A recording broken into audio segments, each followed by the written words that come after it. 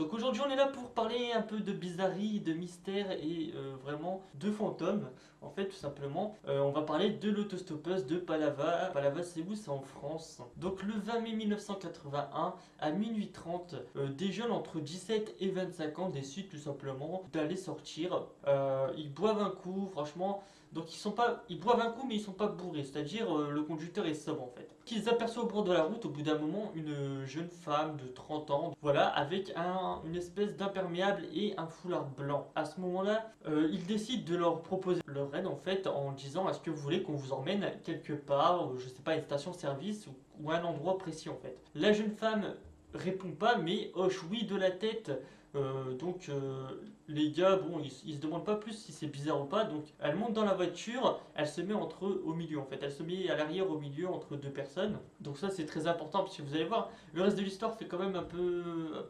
Enfin, c'est bizarre en fait, c'est bizarre. Après quelques kilomètres parcourus en voiture, il y avait un virage en fait. En France, je sais pas si vous avez, je sais plus comment il s'appelle, mais il y a un virage qui est très dangereux et qui a eu beaucoup d'histoires par rapport à ce virage et beaucoup d'accidents en fait. Et là, la jeune femme qui n'a absolument rien dit de toute la longueur parcourue en fait en voiture, elle commence à crier en paniquant, attention virage. Enfin, mais vraiment, elle panique, elle fait limite une prise de panique en fait, tout simplement.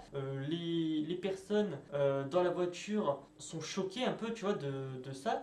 Et à ce moment-là, bah, il décide de ralentir, le conducteur décide tout simplement de ralentir pour que la personne mystérieuse bah, se calme un peu et voilà, soit rassurée en gros. Et à ce moment-là, passer le virage, voilà. Un autre passager commence à crier, elle n'est plus là, elle a disparu, franchement elle n'est plus là du tout et tout. Et là il y a vraiment tout le monde qui commence à un peu crier, un peu savoir, comprendre le pourquoi du comment, de pourquoi elle n'est plus là en fait.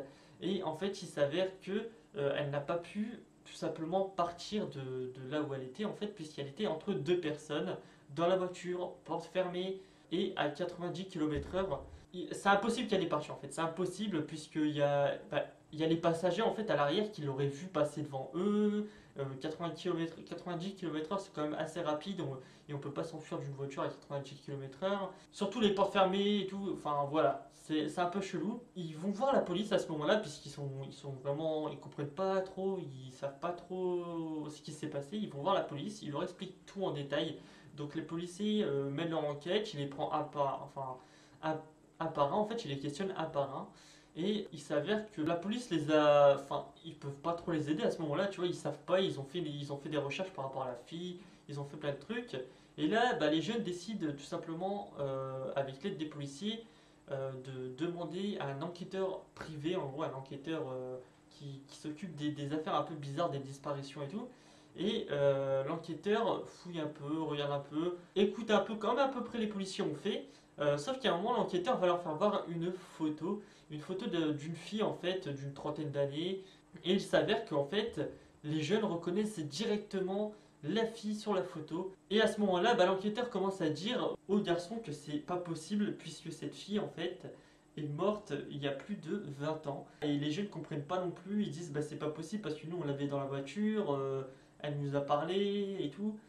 Donc je vous laisse déduire un peu, voilà, la fin de l'histoire arrive et je vous laisse déduire un peu pourquoi, du comment elle était là. Donc moi, je vais vous dire ma déduction en fait, je pense qu'elle était là tout simplement pour prévenir aux jeunes qui conduisaient trop vite ce soir-là et que le virage était dangereux et qu'il fallait ralentir à ce moment-là, sinon il allait se passer un accident ou quelque chose de grave en fait, tout simplement. Donc à mon avis, voilà, elle est juste venue, elle s'est posée dans la voiture, elle a prévu les gens de ralentir à un endroit dangereux et est parti tout simplement. Donc que faut-il en penser? Je vous laisse choisir, je vous laisse décrire votre jugement dans la description. Je t'invite à liker, je t'invite à t'abonner si ce n'est pas déjà fait et à partager. N'hésitez pas à me rejoindre sur Instagram et Snapchat, tout est dans la description. C'était le Sodaconix, je vous dis à la prochaine.